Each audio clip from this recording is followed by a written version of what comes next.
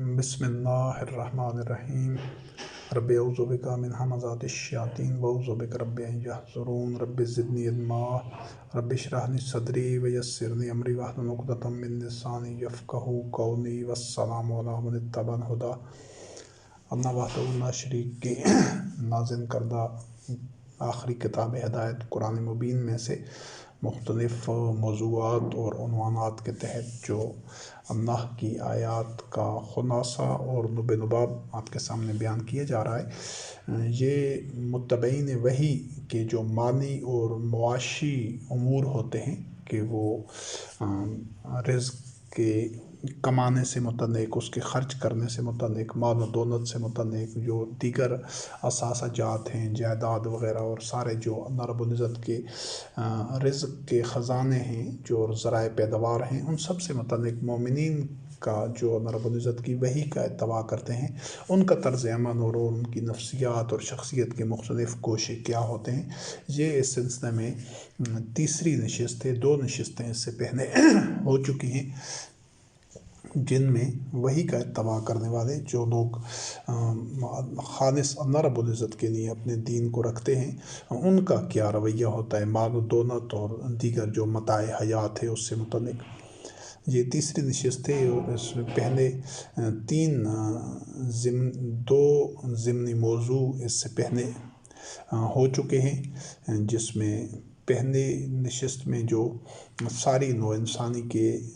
جو معاشی حقوق ہیں، وہ ساری نوع انسانی کے لیے یکساں اور مساوی حقوق کو تسلیم کرنا، کہ ہر انسان کو، چاہے اس کا کوئی بھی رنگ، نسل، مذہب، علاقہ، قوم ہو، کوئی زبان ہو اس کی، تو وہ اللہ رب وحدہ لا شریک کی پیدا کردہ ذرائع پیداوار اور ذرائع رزق اور خزانوں پر اس کا بھی یکساں حق ہے کہ اس کی ضروریات بھی، بنیادی انسانی ضروریات، آسان انداز سے پوری ہونی چاہیے، اور اس کو یک حق ملنا چاہیے۔ اور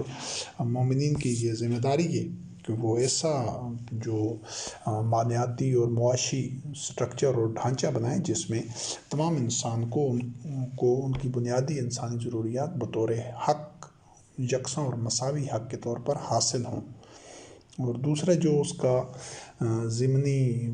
عنوان تھا، جو دوسری نشست میں جس سے متعلق آیات کا نب نباب اور خلاصہ بیان کیا گیا، وہ یہ تھا کہ اقتصاب رزق میں یہ جو فضیلت اللہ رب العزت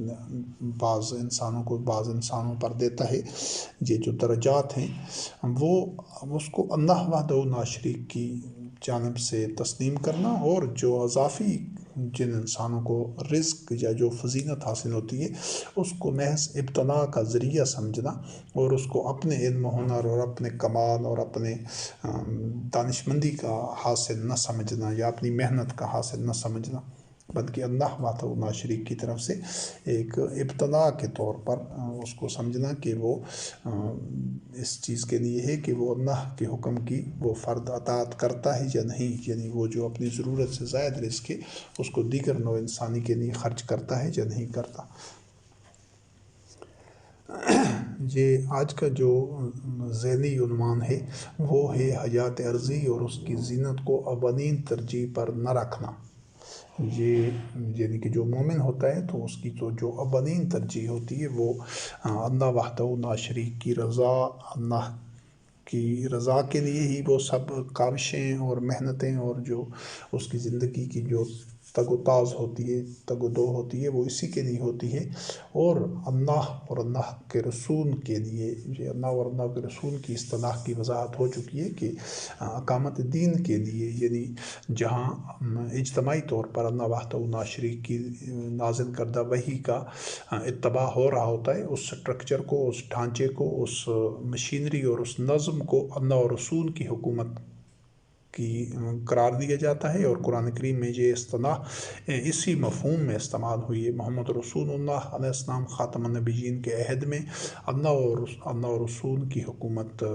اس انداز سے تھی کہ تمام مومنین محمد رسول اللہ علیہ السلام کے ہاتھ پر بیعت کر کے سب مل کر وحی کا اتباع کر رہے تھے، اور چونکہ انبیاء علیہ السلام کا سلسلہ، بعثت انبیاء کا سلسلہ پائے تکمیل تک پہنچ چکا ہے، تو اب قیامت تک محمد رسول اللہ علیہ السلام کے منصب و مقام کے اوپر ایک عام مومن جو کہ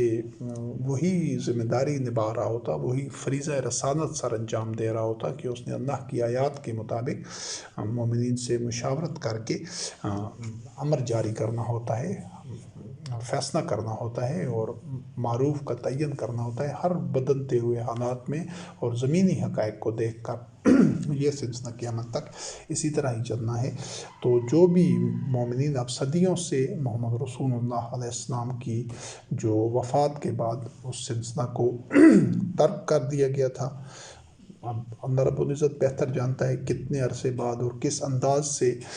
اس نظام کو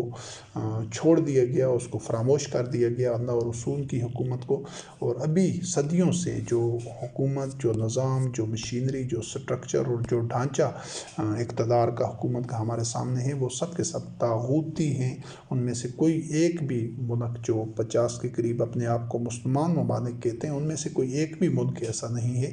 جہاں اللہ اور رسول کی حکومت قائم ہو۔ الحمدللہ رب العالمین، ہم نے اسی کے لیے جد و جہد کا آغاز کیا ہے۔ تو جو رسول کے متعلق پہلے بھی متعدد دفعہ وضاحت ہو چکی ہے کہ ہر مومن اللہ وحدہ لا شریک کا رسول ہوتا ہے، جو خالص اپنے دین کو اللہ کے لیے قرار دیتا ہے، تو وہ اللہ کا رسول ہی ہوتا ہے، کیونکہ اس نے خود بھی اللہ رب العزت کی آیات قرآن مبین پر عمل کرنا ہے، اور اللہ کی آیات ہی جو کہ قرآن کریم سے باہر کہیں بھی نہیں ہے، اللہ کی آیات صرف قرآن مجید میں ہیں، وہ اللہ کی آیات کے علاوہ ایک نفس بھی نہ تو اس کی طرف رجوع کرتا ہے، نہ اس کی طرف انحصار کرتا ہے، اور نہ ہی اس کا اتباع کرتا ہے۔ وہ صرف اللہ کی آیات کا خود بھی اتباع کرتا ہے اور لوگوں تک بھی اللہ کی آیات پہنچاتا ہے۔ تو اس حساب سے یہ جو اس کا رول ہوتا ہے، یہ اللہ کے رسول کا کردار ہوتا ہے، وہ اللہ کا رسول ہی ہوتا ہے۔ تو جو اللہ کی آیات کے ساتھ دیگر آدمیوں کے کون و فعل کو، ان کے اعمال، عقائد، نظریات کو بیان کریں، چاہے وہ کوئی بھی بشر ہو، جو کسی بشر کے بات کو بھی بیان کرتا ہے اللہ کی آیات کے ساتھ دین کا حصہ بنا کر یا دین کے تناظر میں، تو وہ مشرک ہوتا ہے، وہ اللہ کا رسول بھی ہوتا ہے اس حوالے سے، لیکن ساتھ وہ غیر اللہ کا رسول بھی ہوتا ہے، تو ایسا شخص مشرک ہوتا ہے، وہ مومن نہیں رہتا۔ اس کا الہ ایک نہیں ہوتا، اس کے آلہات ہوتے ہیں، بہت سارے الہ ہوتے ہیں۔ تو یہ مفہوم بالکل ذہن نشین ہونا چاہیے اور واضح ہونا چاہیے۔ تو جو وحی کا اتباع کرتے ہیں وہ حیات عرضی اور اس کی زینت کو اولین ترجیح پر نہیں رکھتے، بلکہ وہ اللہ اور رسول کی جو حکومت ہے، جو نظام، یعنی اقامت دین کا جو نظام ہے، اس کے لیے وہ بھرپور کوشش کرتے ہیں اور اللہ کے راستے میں جد و جہد کرتے ہیں، یعنی وہ نظام تشکیل دینے کے لیے اس کو اولین ترجیح پر رکھتے ہیں، جو سورۃ التوبہ کی آیت نمبر 24 میں اللہ رب کریم نے فرمایا کن ان کان آباؤکم و ابناؤکم۔ تو یہ جو آیت ہے، اس میں یہی چیز واضح کی گئی ہے کہ ان میں سے اگر کوئی بھی چیز تمہارے باپ، دادا، اولاد، ازواج، رشتہ دار، مال، دولت، تجارت، تمہارے اچھے اچھے گھر وغیرہ، کوئی بھی اگر تمہیں اللہ کے رسول اور اس کے اللہ کے راستے میں جہاد کرنے سے زیادہ محبوب ہے، یعنی وہ اگر تمہاری اولین ترجیح پر ہے، تو پھر تم اللہ کے امر کا انتظار کرو۔ اللہ فاسقین کو ہدایت نہیں دیتا۔ تو ایسا شخص فاسق ہوتا ہے جو اللہ اور رسول کی حکومت کو اولین ترجیح پر نہیں رکھتا اور اس کے لیے بھرپور جد و جہد نہیں کرتا۔ پھر اس کے راستے میں اگر اس مقصد کو پانے کے لیے، اس نصب و نعم تک پہنچنے کے لیے، اس کو جو مذکورہ جو 8 چیزیں ہیں، ان میں سے جس کو بھی ترک کرنا پڑتا ہے وہ ترک کرتا ہے۔ تو یہ حیات عرضی اور اس کی زینت کو اولین ترجیح پر نہ رکھنے کے سلسلے میں سورۃ طٰہٰ کی آیت نمبر 131 سے وَلَا تَمُدَّنَّ عَيْنَيْكَ إِلَىٰ مَا مَتَّعْنَا بِهِ أَزْوَاجًا مِّنْهُمْ زَهْرَةَ الْحَيَاةِ الدُّنْيَا لِنَفْتِنَهُمْ فِيهِ وَرِزْقُ رَبِّكَ خَيْرٌ وَأَبْقَىٰ۔ یہ قرآن مجید کا جو ہر دور میں جو مخاطب ہیں، ہر انسان، مومن خاص طور پر اس کا مخاطب ہیں، اور اس دور میں محمد رسول اللہ علیہ السلام اور تمام جو مومنین تھے، ان کے لیے یہ حکم تھا کہ اپنی نگاہوں کو ان کی طرف، یعنی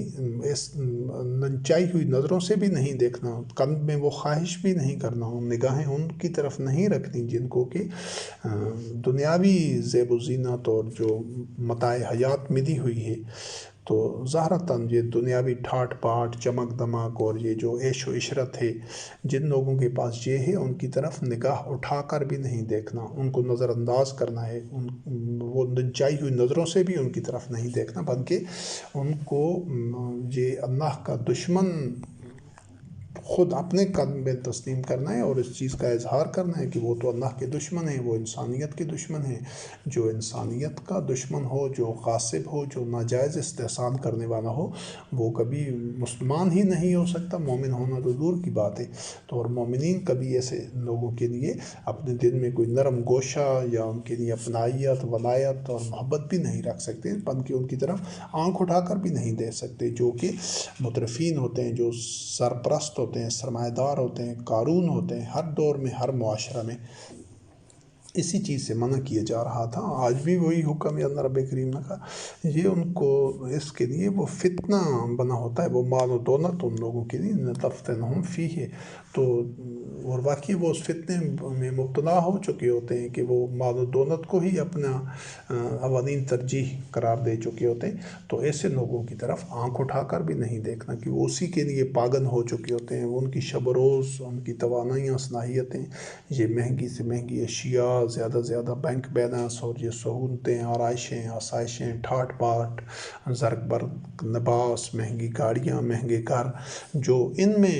کھو گئے ہیں، اس دندن میں دنس گئے ہیں، تو مومن کبھی ان کی طرف آنکھ اٹھا کر بھی نہیں دیکھ سکتا، تمنا بھی ان جیسا بننے کی نہیں کر سکتا، سوچتا بھی نہیں ہے۔ اور یہ مستقل طور پر آج کے دور کے قیامت تک آنے والے دور کے تمام مومنین کے لیے یہی حکم ہے، بلکہ ان سے نفرت کرتا ہے۔ اگر وہ اپنی اس روش پر قائم رہتے ہیں تو وہ ان کو اللہ کا دشمن تسلیم کرتا ہے، ان کے لیے نہ تو نرم گوشہ رکھتا ہے، نہ ان جیسا بننے کی کوشش کرتا ہے، نہ ان سے رشتہ ولاد پر باقی رکھتا ہے، کیونکہ وہ فتنے میں مبتلا ہو چکے ہوتے ہیں۔ ورزق رب کا خیر و ابقا، کہ تمہارے رب کا جو رزق دیا گیا ہے وہ جیسا بھی ہے، الحمدللہ مومنین اس کو اللہ رب العزت اپنی نعمتیں عطا کرتا ہے، لیکن اگر کوئی عبوری دور میں کچھ تنگی بھی ہو، کچھ مشکل بھی ہو، کچھ جو رزق میں وسعت نہ ہو، پھر بھی مومن صبر و استقامت سے رہتا ہے اور قناعت اختیار کرتا ہے۔ جو اس کو رب نے رزق دیا ہے وہ محنت بھرپور کرتا ہے زیادہ سے زیادہ حصول رزق کے لیے حلال ذرائع سے، لیکن وہ جمع کرنے کے لیے محنت نہیں کرتا ہے، بلکہ وہ زیادہ اپنی استعداد کار بڑھا کر، زیادہ رزق کما کر اپنی ضروریات بھی اعتدال سے پوری کرتا ہے، اور دوسرے لوگوں کی منفعت کے لیے وہ اس کو خرچ کرتا ہے۔ یہ فرق ہوتا ہے۔ اور سورۃ الاحزاب کی آیات 28 اور 29 میں، یا ایھا النبی قل لازواجک ان کنتن تردن الحیاۃ الدنیا وزینتہا فتعالین امتعکن واسرحکن سراحا جمیلا وان کنتن تردن اللہ ورسولہ والدار الآخرۃ فإن اللہ اعد للمحسنات منکن اجرا عظیما، کہ اے نبی محمد رسول اللہ علیہ السلام خاتم النبیین سے خاص طور پر انہی کو مخاطب کیا گیا ہے کہ اپنی ازواج سے کہہ دیجئے کہ اگر وہ دنیاوی زندگی اور اس کی زینت چاہتی ہیں تو پھر آئیں اور ان کو آپ اپنے آپ سے علیحدہ کر دیں، ان کو کچھ جو مال متاع دے کر، جو ایک طریقہ کار ایک اس دور میں رائج تھا کہ ان کو جو ان کی ضروریات زندگی کی مد میں، نان نفقہ کی مد میں جو کچھ ان کو دینا ہے ان کو دے دیں، اور ان سے آسان انداز سے علیحدگی اختیار کر دیں۔ اور اس کے برعکس جو دوسرا راستہ تھا محمد رسول اللہ علیہ السلام کی جو ازواج سے متعلق، وہ دوسرا راستہ یہ تھا کہ اگر تم وَإِن كُنتُنَّ تُرِدْنَ اللَّهَ وَرَسُولَهُ، اور اگر اللہ اور اس کے رسول کا تم ارادہ رکھتی ہو اور آخرت کے گھر کا، تو اللہ رب کریم نے محسنات کے لیے، یعنی جو احسان کرنے والی ہیں ان کے لیے تم میں سے اجر عظیم طے کر رکھا ہے، یعنی تم احسان کی روش پر قائم رہو گی تو تمہارے لیے اجر عظیم ہے۔ اس میں جو ان دو آیات میں جو مختلف گوشے ہیں، تو ایک تو یہ چیز اچھی طرح سمجھ لیجئے کہ چونکہ محمد رسول اللہ علیہ السلام خاتم النبیین کا جو گھرانہ تھا، جو ایک فیملی تھی، وہ سارے مومنین کے لیے ایک رول ماڈل کے طور پر تھی، تو اور یہ بھی انسانی نفسیات ہے کہ انسان جس لوگوں کو فالو کر رہا ہوتا ہے پھر مختلف کوشوں میں اس کا اٹھنا بیٹھنا اور اس کے معاملات پھر انہیں سے ہم آہنگ ہوتے ہیں۔ تو اللہ وحدہ شریف نے اسی فوکس کو، اسی مرکز کو کہ جس پر سب مومنین کی نگاہیں تھیں، اسی کو ہی جو اصلاح کے لیے اسی کا انتخاب کیا اور اسی کی طرف توجہ دلائی ہے کہ جو محمد رسول اللہ علیہ السلام خاتم النبیین کی ازواج تھی، ان کے لیے دو راستے واضح کیے، یا تو دنیاوی زندگی اور اس کی جو زیب و زینت ہے، آرائش و زبائش ہے، زندگی کی سہولتیں ہیں اور جو آرائشیں ہیں، ٹھاٹ پاٹ ہے، جو زرق برق لباس اور اس طرح کی دیگر جو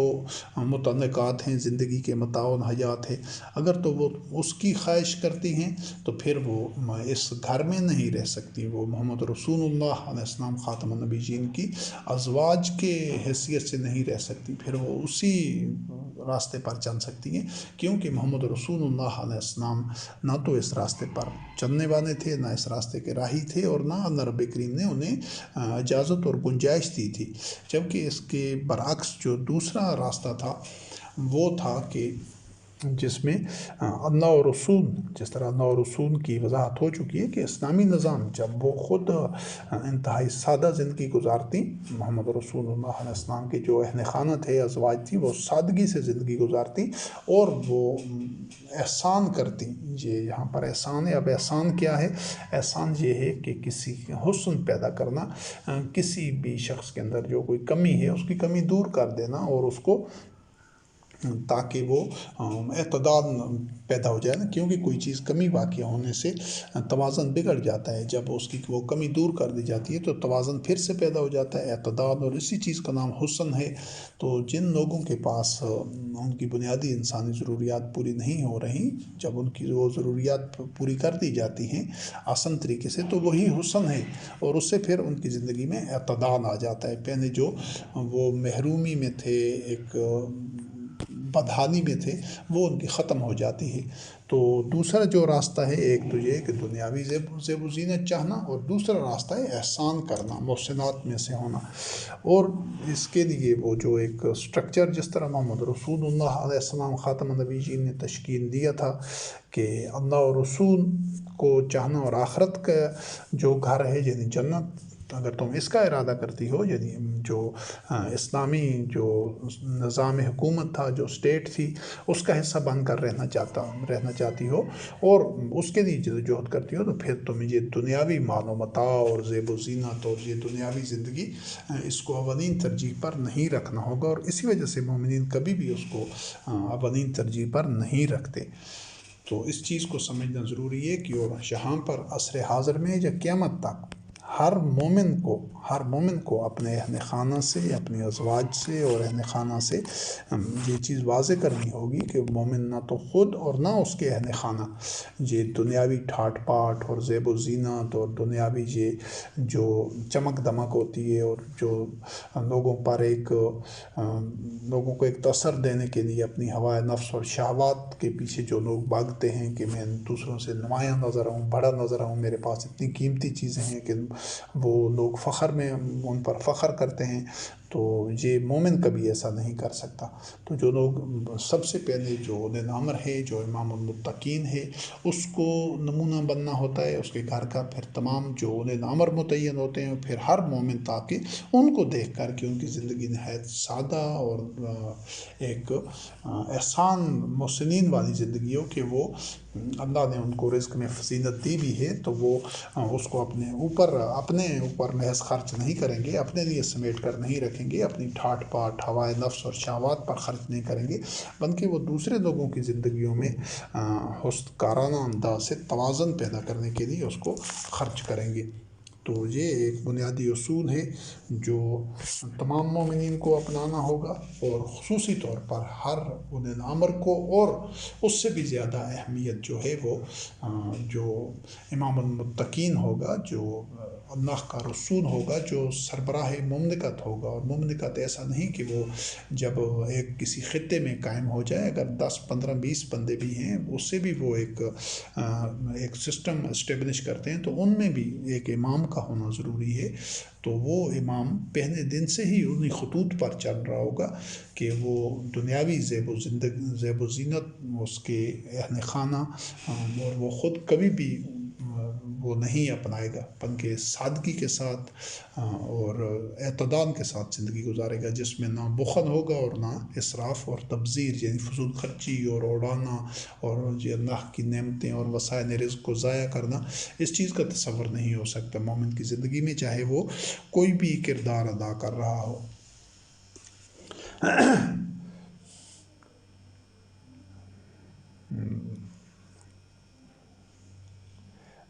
اس سے جو اگلا ضمنی موضوع ہے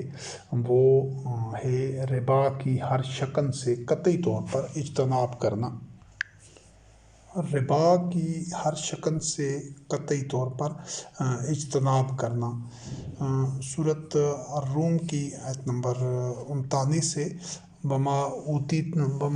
آتیتم من ربا یربو فی اموال الناس فلا یربو عند اللہ وما آتیتم من زکاۃ تریدون وجہ اللہ فاولئک هم المضعفون۔ اس سے پہلے ربا کا مفہوم سمجھ لیجیے، پھر اس کے بعد اس آیت کا جو نب نباب اور خلاصہ ہے وہ بیان کیا جائے گا۔ ربا جو ابتدائی اور اس کی جو ابتدائی شکل ہے، بنیادی جو شکل ہے، وہ اس صورت میں تھا کہ جس کے پاس مال دولت سرمایہ زیادہ ہوتا تھا وہ دوسرے لوگوں کو جن کے پاس مال دولت کی کمی ہوتی تھی ان کو قرض پر دیتا تھا، اور جتنے پیسے وہ دیتا تھا وہ واپس اس سے زیادہ دیتا تھا، یعنی سرمایہ کے ذریعے وہ اپنے سرمایہ میں اضافہ کرتا تھا اور یوں اس کا مال بڑھتا جاتا تھا۔ جس کو قرض دیا گیا ہوتا وہ اس کے سرمایہ سے کوئی کاروبار یا کوئی اپنے جو محنت اس میں شامل کر کے، سرمایہ ایک کا ہوتا اور دوسرے کی محنت ہوتی، تو اس سے جو معاوضہ ملتا اس کی محنت کا جو اس کو حاصل ہوتا، وہ اس میں سے کچھ حصہ اس کو سرمایہ دار کو سرمایہ کی اوپر منافع کی صورت میں مل جاتا تھا۔ اب اصولی طور پر تو جو معیشت کا بنیادی اصول ہے کہ جو محنت کرے اس کو اس کی محنت کا پھل ملنا چاہیے۔ اب جس نے قرض لیا ہوتا تھا سود کے اوپر، تو وہ محنت کا جو اس کو معاوضہ ملتا تھا وہ سارا معاوضہ اس شخص کو نہیں ملتا تھا جس نے محنت کی ہوتی، بلکہ اس میں سے کچھ حصہ اس کو مل جاتا تھا جس کا سرمایہ ہوتا تھا۔ اس سے یہ سود کی انتہائی ابتدائی اور بنیادی شکل ہے۔ یہ سود جو ربا، اردو میں اس کے لیے سود کا لفظ مستعمل ہے، ربا بڑھوتری۔ ربا کا مفہوم ہے نشو و نما یا بڑھوتری یا اضافہ، بڑھ جانا۔ تو یہ جو ہے یہ بہت بڑا جرم ہے، اس کے ساتھ اس سے متعلق جتنی آیات ہیں ان کو دیکھیں گے انشاءاللہ۔ تو یہ اتنا بڑا جرم ہے کہ اس کو اللہ رب کریم نے اللہ اور رسول کے ساتھ جنگ قرار دیا ہے، یعنی جو ربا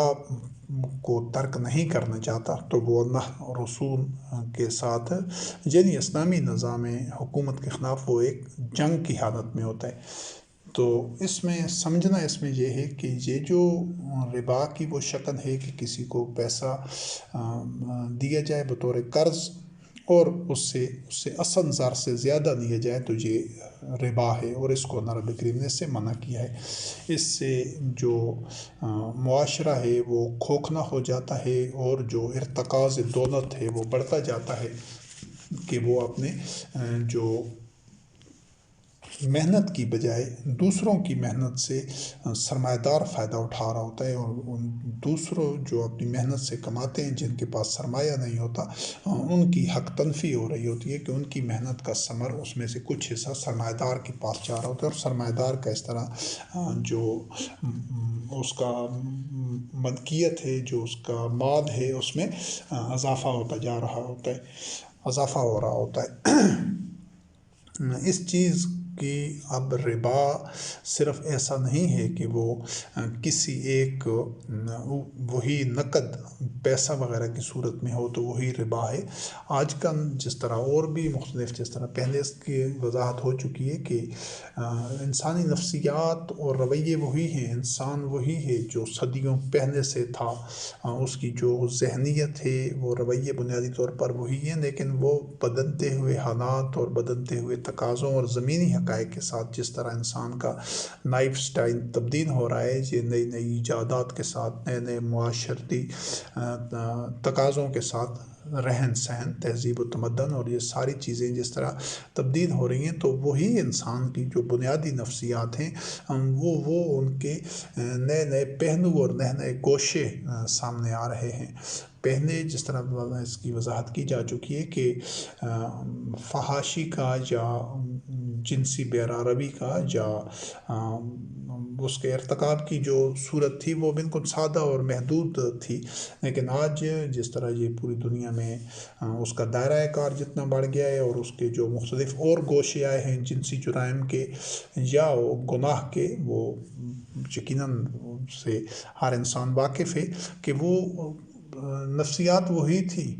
آج بھی وہی ہیں، لیکن اس کا جو اطلاق ہے، اس کے مختلف پہلو اور گوشے ہیں، وہ آج پہلے کے مقابلے میں کئی نئی شکلوں میں وہ وہی فحاشی اور بے حیائی اور بدکاری مختلف انداز سے ہو رہی ہے۔ تو بالکل اسی طرح اس وقت سود کی یہ شکل تھی، اس طرح قتل ہے،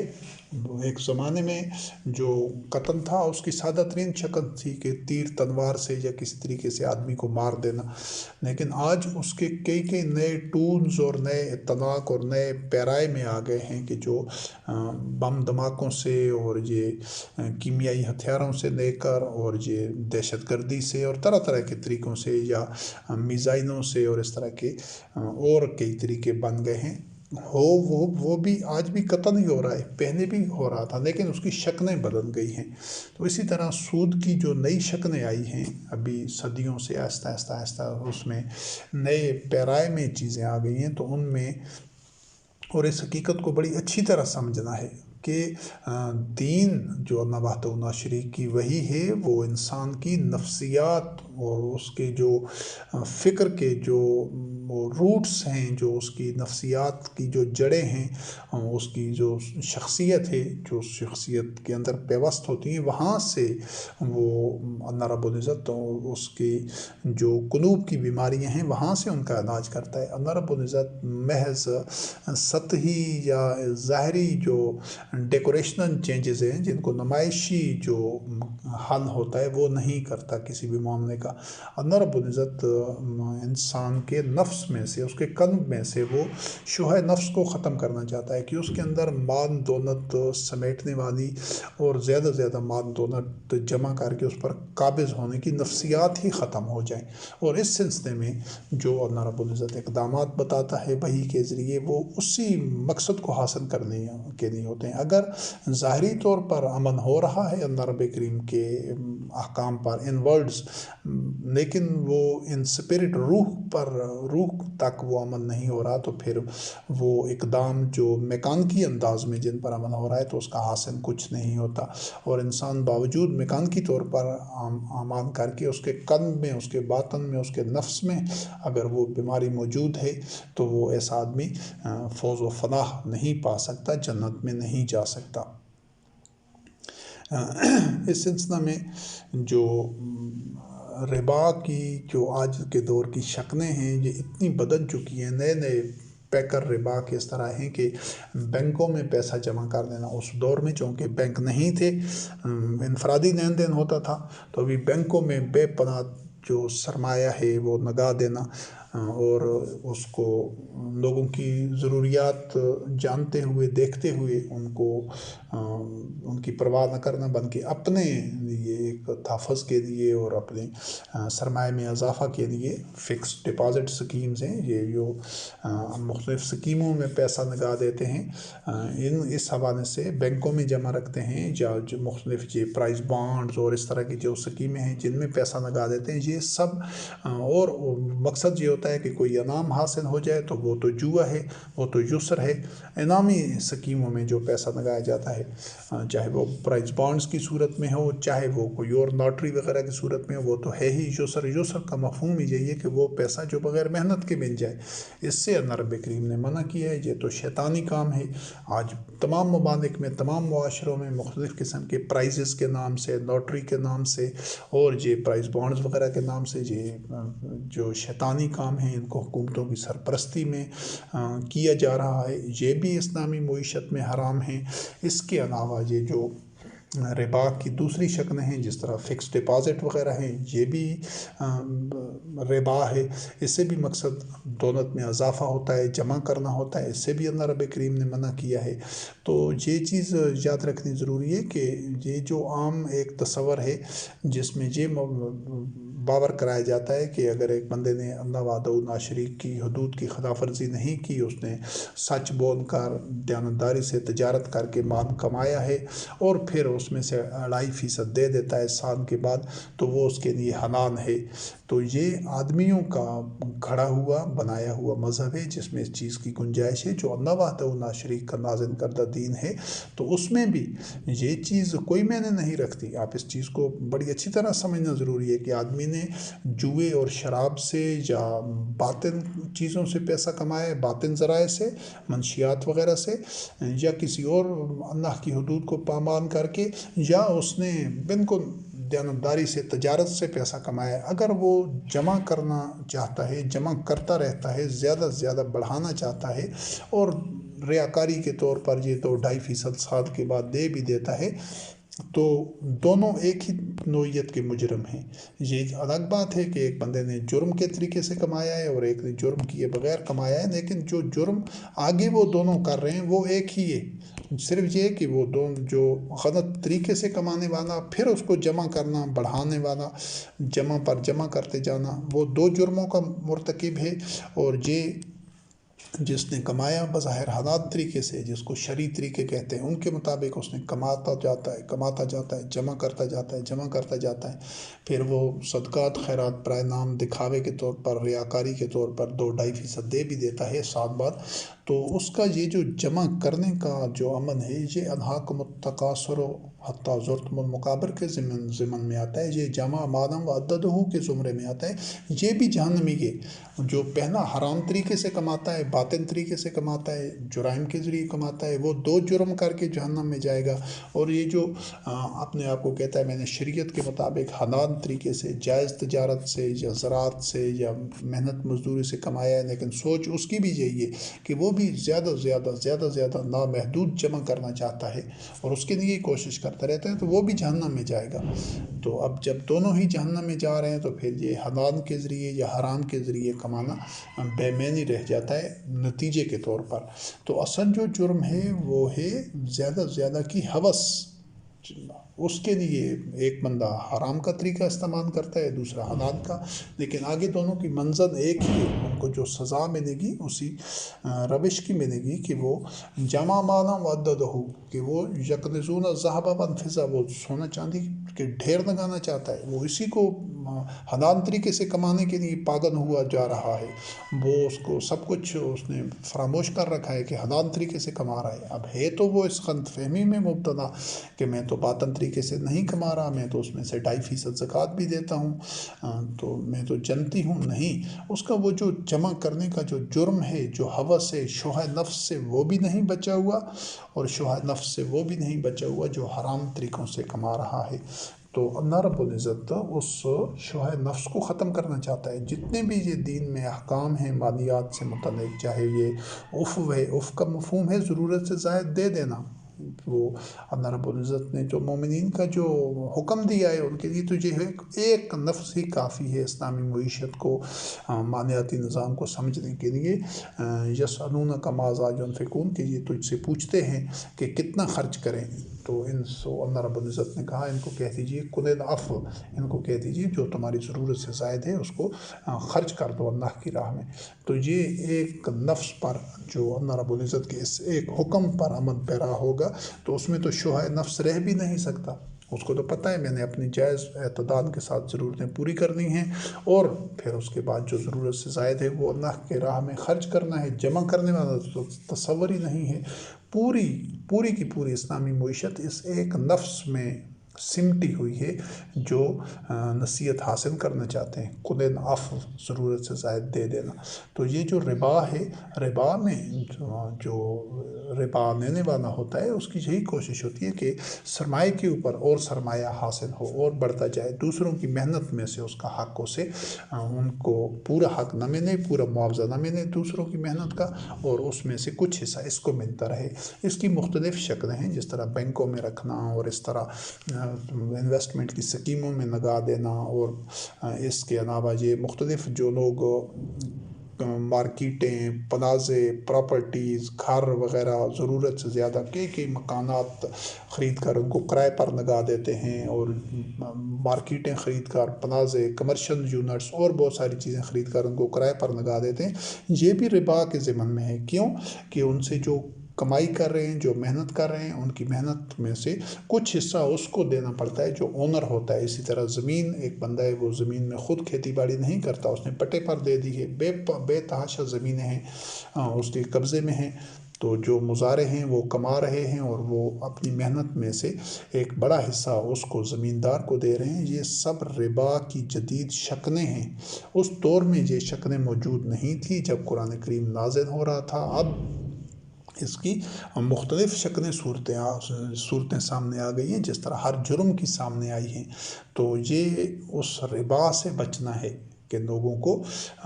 مکان ہے اپنی ضرورت کا رکھیں، اور جو دیگر ضرورت سے زائد ہے تو وہ ان لوگوں کے حق ہے جن کے پاس مکان نہیں ہے۔ تو اسی طرح یہ جو مارکیٹس ہیں، پلازے ہیں، بڑے بڑے اور بزنس کے سٹرکچر ہیں، آج کل تو اس طرح بزنس ٹائکونز ہیں، بزنس جائنٹس ہیں کہ وہ دنیا کے کسی ایک ملک میں بیٹھے ہیں، اور ان کا جو بزنس ہے دنیا کے درجنوں بیسیوں ممالک میں چل رہا ہے۔ اب جس جگہ بھی اس نے بزنس اسٹیبلش کیا ہوا ہے، وہ فرد تو ایک ہے، لیکن وہ بزنس اسٹیبلش کر کے تمام دنیا کے جس گوشے میں اس کی جتنی فرنچائزز ہیں، جتنے اس کے بزنس کے آؤٹ لیٹس ہیں، وہاں سے ان لوگوں کی محنت سے ان کے جو معاوضہ ان کو ملنا چاہیے تھا، ان میں سے ایک حصہ اس شخص کے پاس جا رہا ہے۔ اس کی دولت میں یہ دنیا میں جو بلینئرز موجود ہیں، جو یہ صرف اسی باطن نظام کی وجہ سے ہیں کہ وہ تھوڑے سے لوگوں کے، چند فیصد لوگوں کے پاس دنیا کی جو مجموعی دولت ہے اس کا بہت بڑا حصہ، 50% سے زیادہ حصہ انہیں چند فیصد لوگوں کے پاس ہے۔ یہ اسی جو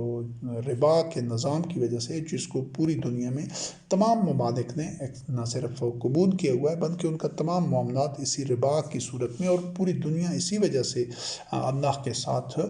حالت جنگ میں ہے۔ اس میں یہ جو 50 کے قریب اپنے آپ کو یہ جو مسلمان ممالک کہتے ہیں، یہ بھی اسی آگ میں جل رہے ہیں، یہ بھی اللہ کے خلاف ہتھیار اٹھائے ہوئے ہیں۔ جب پوری دنیا، پورا ارض اللہ رب العزت کے ساتھ حالت جنگ میں ہے، تو پھر ان کو امن، اطمینان، اور ان کو فی الدنیا حسنہ و فی الآخرت حسنہ، اور اللہ کی رحمتیں اور برکتیں اور خیر اور سلامتی اور سے کس طرح بہرہ مند ہو سکتے ہیں۔ تو یہ اللہ رب العزت کے خلاف اس جنگ میں ہتھیار ڈالنے ہوں گے، اللہ رب العزت کے سامنے سر تسلیم خم کرنا ہوگا، اور ربا کی ہر شکل سے اجتناب کرنا ہوگا۔ جو ضرورت کہ اپنی ضرورتیں پوری کریں اپنی آمدن میں سے، اور اعتدال کے ساتھ، اور اس کے بعد جو دیگر ہے، یہ اسلامی جو نظام معیشت ہے اور نظام مالیات ہے، یہ اللہ رب کریم نے جو خزانے پیدا کیے ہیں، یہ زمین ہو گیا، معدنیات ہو گئی، یہ جتنے ریزروز ہو گئے، اور جو دیگر اثاثہ جات ہیں، انڈسٹریز، فیکٹری اور اس طرح کی چیزیں، یہ انفرادی ملکیت میں ہو ہی نہیں سکتی۔ یہ تمام نوع انسانی کا ان پر یکساں حق ہے۔ یہ دریا، سمندر، ہوائیں، اور جتنی معدنیات زمین سے نکلتی ہیں، اور جو بڑے بڑے انفراسٹرکچر ہیں بزنس کے، یہ इन पर जो वसाइल खर्च हुए जो वो सब नौ इंसानी की यकसा मलकियत हैं, उनसे उनकी जो पैदावार है, जो उनसे आमदन है, उस पर तमाम नौ इंसानी का यकसा हक तस्लीम करना और उनको उससे मुस्तफ़ीद होने के लिए एक स्ट्रक्चर सिस्टम बनाना, ये इस्लामी मईशत है। अभी तो ऐसा नहीं है। अभी तो एक एक शख्स के मलकियत में बेतहाशा जायदादें हैं, बहुत बड़े बड़े मेगा स्ट्रक्चर्स हैं, बड़े बड़े बिजनेसेस हैं, उनके सैकड़ों हज़ारों ब्रांचेस हैं, वो एक या चंद आदमियों की मलकियत में हैं। तो इस तरह नहीं है। जो इस्लामी मईशत है, मालियाती निज़ाम है, ममलिकत है, उसमें कोई भी जो बड़ा बिजनेस स्ट्रक्चर होता है वो सारी जो लोग होते हैं सब वो हुकूमत की मलकियत में होते हैं और लोगों का मुश्तरका असासा होता है। आदमी को जो ज़रूरत के लिए उसका एक मकान चाहिए होता है, मकान तामीर करे, अपनी ज़िंदगी गुजारे। बकाया अगर उसके अंदर कोई बिज़नेस एंटरप्रेन्योरशिप है, वो बिज़नेस चला सकता है, तो वो बिज़नेस उसकी ज़ाती मलकियत नहीं है कि एक शख्स से चंद अशख़ास हैं मिलकर कंपनियों पर कंपनियाँ, कारखाने, सनतें फैलाते जाएँ, लगाते जाएँ, सब लोगों का खून निचोड़ कर वो अपनी अयाशियों पर और अपनी मस्तियों पर और इसराफ़ व तबज़ीर पर लगाएँ। नहीं, वो बिज़नेस इस्टेब्लिश करने की सलाहियत रखते हैं, तो वो बिज़नेस इस्टेब्लिश करें। उनमें से उनको उसमें से उसको मुनासिब मुआवजा मिलेगा, उसकी उजरत होगी और जो स्ट्रक्चर होगा उस पर उसका मालिक नहीं हो सकता वो, क्योंकि वो स्ट्रक्चर जिन अज्जा से बनता है, तश्कील पाता है, वो तो तमाम नौ इंसानी की जो यकसा मलकियत हैं उनका सबका इस्तेहकाक है उसके ऊपर। हाँ, उसकी जो मेहनत है उसका मुआवजा है, जो अल्लाह रब करीम ने उसको एक फ़जीलत दी है कि वो इतना बड़ा स्ट्रक्चर चला सकता है, कई इंडस्ट्रियों को चला सकता है, किसी शोबे में वो चलाए, उसके मेहनत के मुआवजा के तौर पर उसको उसका मुआवजा मिलेगा। लेकिन वो खुद मुख्तार नहीं होगा, उसको परवाना नहीं मिला होगा कि वो जो चाहे जितना कमाए अपने लिए। अभी ये जो बातें रिबा पर मबनी निज़ाम है, इसमें तो हर सरमाएदार को खुली छुट्टी दी गई है, खुली छूट है उसको जितना भी अपने लिए समेटना चाहे समेट लें। वो एक मनापनी बना देते हैं, इजारादारी बना देते हैं। मुख्तलिफ जो बिज़नेसमैन हैं, जो सरमाएदार हैं, कारखानादार हैं, उन्होंने अपने मफाद के लिए तो एक गठजोड़ किया हुआ है, और जो आम आदमी है जिसका नाजायज़ इस्तेहसाल हो रहा है उसका मफादात का तहफ़्फ़ुज़ कोई नहीं करता। क्योंकि ये पहले जो तागूत के सिलसिले में इस चीज़ को वाज़ेह किया गया था कि तागूत के जो तीनों अज्जा हैं, जो मजहबी पेशवा हैं, जो सरमाएदार कारून हैं, जो सामरी हैं और जो फ़िरौन हैं यानी हुक्मरान हैं, इन तीनों का गठजोड़ है और ये तीनों एक दूसरे के मफादात को तहफ़्फ़ुज़ फराहम करते हैं, क्योंकि तीनों की बका का इन्हसार एक दूसरे पर है। तो ये सरमाएदार की दौलत को तहफ़्फ़ुज़ मजहबी पेशवा भी देते हैं और उसकी सरमाएदाराना पॉलिसियों को हुकूमत भी तहफ़्फ़ुज़ देती है। बिल्कुल इस तरह ये मजहबी पेशवा इनको जो सरमाएदार हैं, जो कारून हैं, ये मजहबी पेशवाओं को हड्डियाँ डालते हैं, उनको ये चंदे और खैरात और अतियात देते हैं ताकि वो उनकी वफ़ादारियाँ हासिल कर सकें। और जो सरमाएदार हैं बिल्कुल ये अपने सरमाए में से हुकूमत को भी बड़े बड़े टैक्स देते हैं ताकि जब उनको ज़रूरत हो तो हुकूमत के पास जो मशीनरी है, जो क़ुव्वत है, वो सरमाएदार के तहफ़्फ़ुज़ के लिए अगर इनकलाब की सूरत होती है या जो पिसे हुए, कुचले हुए और महरूम तबक़ात हैं वो बग़ावत करते हैं सरमाएदाराना निज़ाम के ख़िलाफ़, तो फिर उस वक़्त सरमाएदार हुकूमती ताकत के ज़रिए अपने तहफ़्फ़ुज़ का सामान करते हैं तमाम सरमाएदार। तो इस चीज़ को रिबा के ज़िमन में इस सोच को अपने क़ल्ब से, अपने नफ्स से, अपने बातिन से ख़त्म करना होगा कि मैंने अपने लिए ज़्यादा से ज़्यादा सरमाया, ज़्यादा से ज़्यादा माल दौलत और असासाजात और ये इंडस्ट्री, बिज़नेस, कारखाने अपने लिए ज़्यादा से ज़्यादा बनाने हैं। नहीं, भरपूर मेहनत आपने करनी है। कोई सलाहियत है, आप जितनी भी सलाहियत है बढ़ाते जाएँ, उस सलाहियत को बरूए कार ना है, लेकिन उस सलाहियत में इजाफ़े का मकसद जो हो वो नौ इंसानी की भलाई और मनफ़त के लिए हो। वो ज़्यादा से ज़्यादा इक्तसाब रिज़्क़ کا مقصد یہ نہ ہو کہ وہ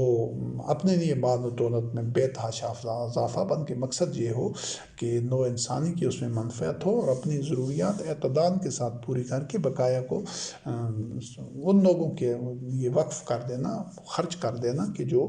جن کی ضروریات پوری نہیں ہو رہی یا جو اس قابل نہیں ہے کہ وہ اقتصاب رزق کر سکیں، معذور ہیں اس سے۔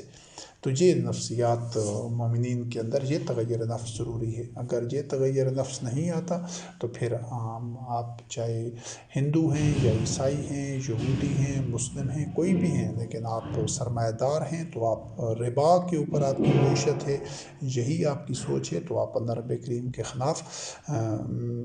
حالت جنگ میں ہیں۔ اور جو اللہ کے ساتھ حالت جنگ میں رہتے ہوئے دنیا سے چلا جائے، مر جائے، اس پر موت آ جائے، تو کیا اللہ وحدہ لا شریک اس کو جنت میں جگہ دے سکتا ہے؟ بے شک وہ کعبۃ اللہ میں ہی حالت سجدہ میں ہی کیوں نہ مر جائے، نہیں، جو اللہ رب العزت کے خلاف لڑنے سے باز نہیں آتا، جو ہتھیار پھینک نہیں دیتا، جو اس ربا کی معیشت سے کو رد نہیں کر دیتا، اس وقت تک وہ فلاح حاصل کرنا اور جنت میں جانا ممکن نہیں ہے۔ تو یہ جو اللہ رب کریم نے فرمایا کہ یہ جو تم اپنے مال دیتے ہو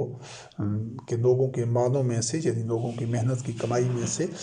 تمہارے مالوں میں اضافہ ہو جائے، وما آتیتم من ربا لیربو فی اموال الناس فلا یربو عند اللہ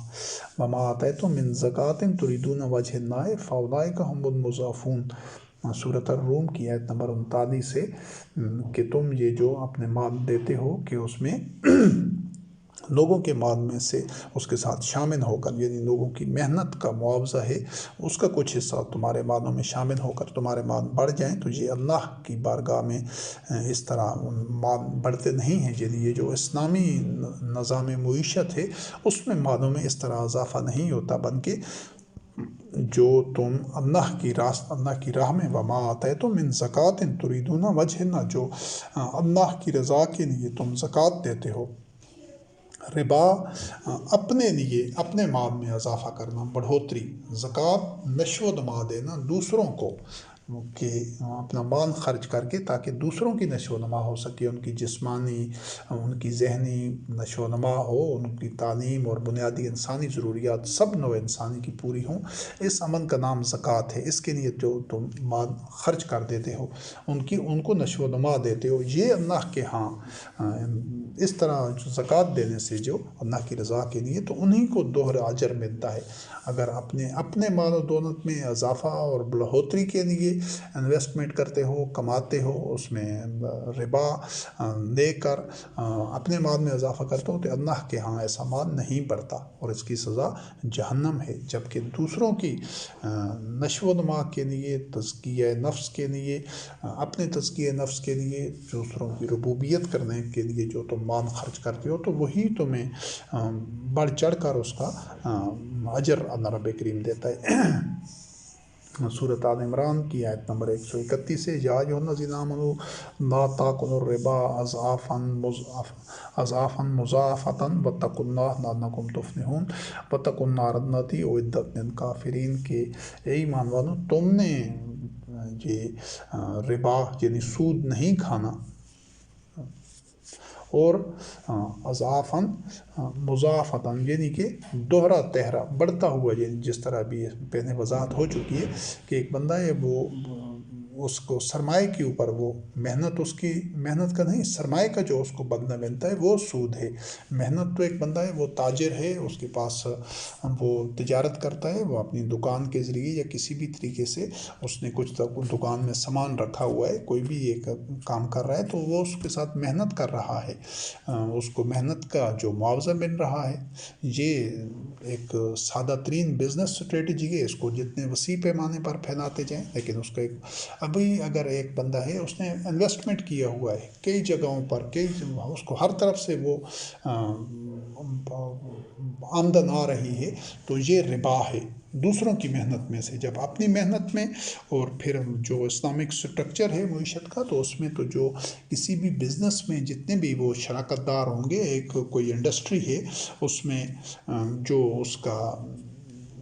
ڈائریکٹر ہے جو کہ جس میں سب سے زیادہ صلاحیت ہے اس انڈسٹری کو چلانے کی،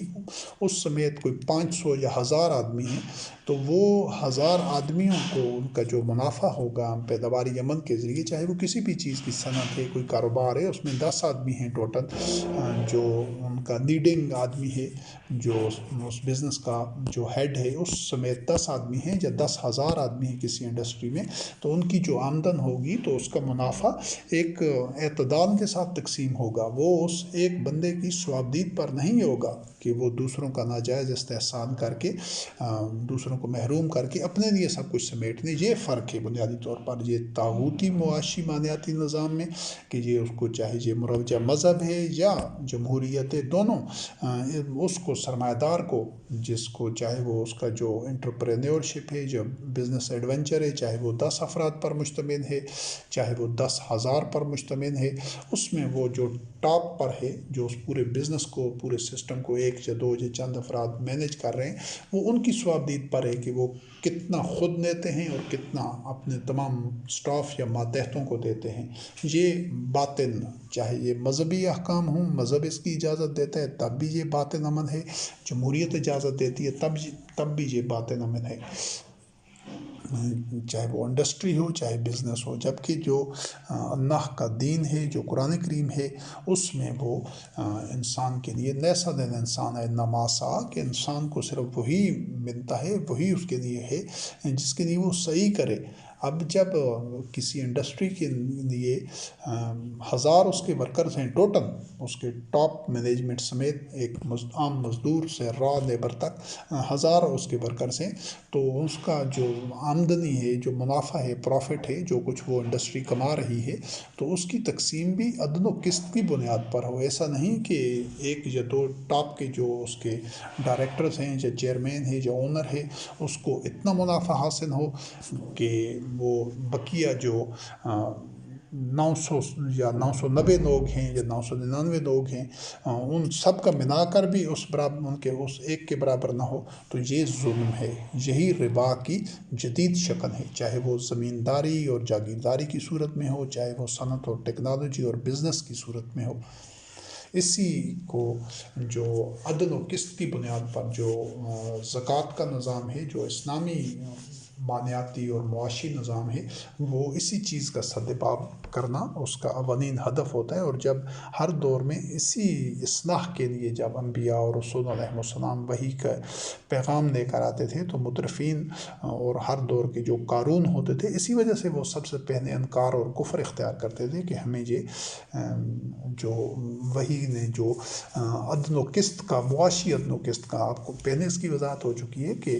جب تک معاشی اصلاح نہیں ہوتی کسی معاشرے میں، ان کی زندگی کا، ان کے اخلاقیات کا کوئی بھی گوشہ ٹھیک ہو نہیں سکتا، ممکن ہی نہیں ہے۔ بالکل آپ یوں سمجھ لیں کہ ایک شخص ہے، اس کا اگر وہ نارمل وہ زندگی کی ذمہ داریاں، سرگرمیاں اور ایکٹیویٹیز جتنی بھی ہیں اس کی، اگر اس کا وہ جو اپنا خوراک متوازن نہیں ہے، اس میں بے اعتدالی ہے، یا اس کا ڈائجسٹو سسٹم ٹھیک نہیں ہے، تو اس کے کوئی بھی جو جسم کے جتنے بھی اعضاء ہیں، وہ کبھی بھی اپنی بھرپور وہ نتائج دے نہیں سکتے، وہ ٹھیک طریقے سے کام کر نہیں سکتے۔ ایک آدمی ہے، اس کی خوراک میں زہریلے اجزاء ہیں، تو وہ غیر صحت مندانہ خوراک کا استعمال کر رہا ہے، تو ایسا نہیں ہے کہ اس کے سارے آرگنز ٹھیک رہیں، اس کا جو اثر ہے ہر آرگن پر ہوگا۔ تو جب تک کسی، بالکل جس طرح آپ یوں سمجھیں کہ انسانی جسم میں جو ریڑھ کی ہڈی ہے کا جو رول ہے، بیک بون ہے، وہ معاشرے میں جو معیشت ہے، جو مالیاتی نظام ہے، وہ اس کا وہی کردار ہے۔ ایک انسان ہے، وہ اس کی، چونکہ ابھی اس کو جو طب سے، میڈیکل سے وابستہ لوگ ہیں، وہ اچھی طرح سمجھتے ہیں کہ یہ جو انسان کا حرام مغز ہے، یہ پورے دماغ کا اور پورے جسم کا جو رابطہ ہے اسی ریڑھ کی ہڈی کے ذریعے ہے، اور یہ جو اعصاب ہیں، یہ جو ہم بات کر رہے ہیں، سن رہے ہیں، حرکات کر رہے ہیں، ہماری تمام بھی حصے ہیں، یہ تمام کی تمام جو پورے جسم میں پاؤں کے ناخن تک جو ایک نیٹ ورک پھیلا ہوا ہے، یہ اسی بیک بون کے ذریعے ہی ہے۔ اگر اس کا رابطہ ختم ہو جائے بیک بون کا، اور یہ درست کام نہ کر رہی ہو تو انسان فالج زدہ اور انسان بے حس و حرکت ہوتا ہے. وہ سارے سگنلز جو آ رہے ہوتے ہیں، جو کمانڈیں جا رہی ہوتی ہیں، وہ سب کے سب اسی ریڑھ کی ہڈی کے ذریعے ہی چل رہی ہوتی ہیں. تو اسلامی معاشرے میں جب تک اس کی معیشت کو، اس کے مالیاتی نظام کو جب وحی کے مطابق جب تک نہیں کیا جاتا، اس وقت تک معاشرہ میں اصلاح ممکن نہیں ہے کسی بھی شعبے میں. اور معیشت ظلم پر مبنی ہو اور معاشرے میں آپ جتنی بھی کوشش کر لیں، سزائیں کہتے ہیں کہ یہ جو ایک دو جو سخت گیر معاشرے ہیں، جو افغانستان کی حکومت ہے، انہوں نے سزا کو ہی اسلام سمجھ رکھا ہے، اسی پر شدت سے کہ یہ سزا لاگو کر دو، یہ کر دو، یہ حد جاری کر دو، سخت سے سخت سزائیں. تو کیا وہاں پر وہ اسلامی نظام لانے میں کامیاب ہو چکے ہیں؟ قطعاً کبھی ہو بھی نہیں سکتے، کیونکہ اسلام محض سزاؤں کا مجموعہ نہیں ہے. وہ بالکل جس طرح ایک انسان محض وہ کسی ایک عضو کا مجموعہ یا اس کا صحت مند ہونا، بھرپور فعال ہونا، پورے انسانی سرگرمیوں کو متبادل نہیں ہو سکتا. تو بالکل اس طرح یہ جو صرف اسلامی سزائیں نافذ کرنا اور دیگر زندگی کے شعبوں میں وہ اس طرح کی اصلاحات نہ کرنا جو اللہ رب العزت کی وحی میں بیان کی گئی ہیں، تو وہ کبھی بھی اس کو اسلام نہیں کہہ سکتے. وہ ان کی معاشرتی سختی ہے، کیونکہ وہ سخت گیر قسم کے لوگ ہیں، سخت کوش ہیں. ان کی نفسیات، اور جہاں پر بھی وہ جو لوگ سخت موسم اور سخت آب و ہوا میں رہتے ہیں، وہ ان کی اپنی قبائلی روایات ہوتی ہیں اور ان کا مزاج سخت ہے. تو وہ اسی وجہ سے سزاؤں کے معاملے میں بھی وہ سخت گیر واقع ہوئے ہیں، ان میں ڈسپلن کے حوالے سے. تو ورنہ زندگی کے جو دیگر گوشے ہیں، اگر وہ وحی کے مطابق نہیں ہیں تو وہ معاشرہ کبھی بھی اسلامی نہیں ہو سکتا، اور اس کو وہ نتائج اور ثمرات نہیں ملتے. اور ابھی یہ جو کئی اشروں کی جو ایک ہنگامہ آرائی وہاں پر رہی ہے کہ حکومتوں کو وہاں پر طاغوت نے آ کر سبوتاج کر دیا، پھر وہ انہوں نے کوشش کی، پھر سبوتاج کر دیا. یہ سلسلہ جو چل رہا ہے وہاں پر عدم استحکام پچھلے کئی اشروں سے، اور وہ حالات اور کے رحم و کرم پر ہیں. تو کبھی بھی مومنین اس حالت میں نہیں رہ سکتے طویل عرصے تک. تھوڑا سا عبوری یا ہنگامی دور ہو سکتا ہے کہ جس میں ابتلا کا، اذیت کا ہو، لیکن وہ اگر اسلام کے مطابق جس طرح رب کریم کی نازل کردہ وحی میں جو رہنمائی دی گئی ہے، اگر وہ اپنی معیشت اور معاشرت کو اس کے مطابق کر دیتے ہیں، تو یہ ممکن نہیں ہے کہ اللہ وحدہ لا شریک ان کے ساتھ وہ سارے وعدے پورے نہ کرے. تو ایسا نہیں ہو سکا، اشروں سے نہیں ہو سکا. اور جس نہج اور جس طرح ایران میں ایک تصور ہے ان کا اپنا اسلام کا، یا سعودی عرب میں ہے، تو وہ جس چیز کو اسلام سمجھے ہوئے سارے، ان میں سے کوئی ایک بھی اللہ وحدہ لا شریک کی نازل کردہ وحی کے مطابق اصلاحات نہیں کر رہا. نہ تو سعودی عرب کر رہا ہے، نہ ایران کر رہا ہے، نہ افغانستان کر رہا ہے. اگر انہوں نے اصلاحات کرنی ہیں تو سب سے پہلے ان کو مذہب آبا چھوڑنا ہوگا. یہ جو قرآن کے علاوہ یہ جو انہوں نے احادیث، روایات اور فقہ اور تصوف اور یہ امامت وغیرہ اور ان کے جو سارے یہ معاملات ہیں، ان سب کو ترک کرنا ہوگا، اور صرف اللہ وحدہ لا شریک کی وحی کا اتباع پر آنا ہوگا. اور اس کے لیے پہلا اقدام ہوگا جو حکومتی سطح پر، انفرادی سطح اور حکومتی سطح پر دونوں پر، کہ اپنے معاشی جو ان کے اصلاحات ہیں ان کو اولین ترجیح پر رکھنا ہوگا، کہ جس میں عدل اور قسط ہو. اگر معیشت کے نظام میں ربا سے انہوں نے چھٹکارا حاصل کر لیا، سرنج مترفین اور ایلیٹ کلاس ہے جو اس کا انہوں نے حسن شکنی کی، اس کو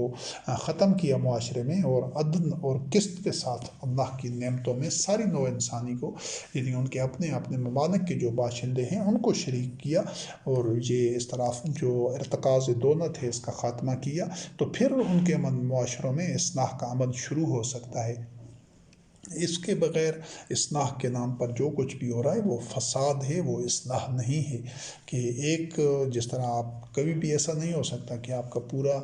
جو وجود ہے وہ بیمار ہو اور کوئی ایک عضو انتہائی صحت مند ہو، ایک آدمی ہے اس کا ڈائجسٹو سسٹم خراب ہو گیا ہے، اس کا وہ غذا ہضم نہیں کر سکتا، مناسب غذا اس کی ہے نہیں، تو آپ تھوڑے ہی ٹائم کے بعد اس کی جو تمام اعضاء ہیں، اس کی آنکھیں ہیں، سماعت ہے، اس کی جو ہڈیاں ہیں، اس کے جو گردے ہیں، جگر ہے، سارے اس سے متاثر ہوں گے۔ تو یہ جو معاشی نظام ہے، معنویاتی نظام، یہ زندگی کے تمام گوشوں سے، پھر اس کے بعد جب معنویاتی نظام ٹھیک ہوتا ہے، پھر عبادات ہیں، اس کے بعد نفسیات، عبادات، پھر عدل و قسط، ساری پھر سزائیں، ہر چیز ممکن ہوتی ہے، چونکہ جب معنویاتی نظام، یہ ایک بنیاد ہے، یہ ایک ریڑھ کی ہڈی ہے، جس طرح انسانی جسم میں ریڑھ کی ہڈی کی اہمیت ہے، یہ معاشرے میں معنویاتی نظام کو درست خطوط پر استوار کرنا پہلا مرحلہ ہے۔ اگر یہ اس کو نظر انداز کیا جائے گا، اس سے چشم پوشی کی جائے گی، اور دیگر معاملات میں یہ نماز روزہ اس پر سختی کرنا، یہ سزائیں سختی کرنا اس طریقے سے، تو اس سے کبھی بھی وہ نتائج نہیں مل سکتے جو اللہ رب العزت مومنین کو ہر دور میں جو وحی کا اتباع کرتے ہیں، ہر دور میں جو جن نتائج سے بہرہ مند کرتا آیا ہے۔ تو یہاں پر سود سے، ربا سے اللہ رب کریم نے مومنین کو منع کیا ہے کہ تم دوہرا تہرا بڑھا کر یہ ربا مت کھاؤ، اور اللہ کی نافرمانی سے بچو، واتقوا اللہ لعلکم تفلحون۔ کہ یہ آدمی جو اس طرح مال کے اوپر، سرمایہ کے اوپر منافع کھا رہا ہے، بڑھاتا جا رہا ہے اپنا سرمایہ کے زور پر، تو وہ تو فلاح پا بھی نہیں سکتا، اس کو چھوڑے گا تب فلاح پائے گا۔ تو پھر اس کی یہ پہلے جس طرح بار بار اس کی وضاحت کی جا چکی ہے کہ اس کی یہ جو دینی شعائر ہیں، عبادات وغیرہ، اور جو مناسک ہیں، جو حج، زکوٰۃ، عمرہ، یہ روزہ وغیرہ، یہ چیزیں اس کو، یا حلال حرام کی پابندی، یہ چیزیں اس کو بچا نہیں سکتی، کہ وہ فلاح پا ہی نہیں سکتا جب تک وہ اس عمل کو چھوڑتا نہیں ہے جو ربا کا عمل ہے۔ واتقوا النار التي اعدت للکافرین، جی آل عمران کی صورت نمبر 131، آیت نمبر 131 سے، اور اس آگ سے اپنے آپ کو بچاؤ جو کہ ہے ہی کافرین کے لیے، یعنی اگر تم اللہ کا یہ حکم نہیں مانتے، ربا سے اپنے آپ کو بچاتے نہیں ہو، تو تم کافر ہو، اور یہ تو آگ وہ تو بنی ہی کافرین کے لیے ہے۔ اور صورت البقرہ کی آیات ہے 280، لیکن یہ اس کو اگنی نشست میں شامل کریں گے، کیونکہ یہ آیات مختلف گوشوں سے جو ان کو بیان کیا گیا ہے، اور وہ سارے اسی ربا سے متعلق ہیں، تو اس کو انشاءاللہ یہ نشست تقریباً اس کا جو دورانیہ ہے وہ پورا ہو گیا، تو ہم انشاءاللہ عزیز اگلی نشست میں اسی آیت سے اس کا آغاز کریں گے، اور جو مختلف کوشے ان آیات میں بیان کیے گئے ہیں، جس سورۃ البقرہ کی آیات 280 تک ہیں، اس کو بیان کریں گے۔ والسلام علی من اتبع الہدی۔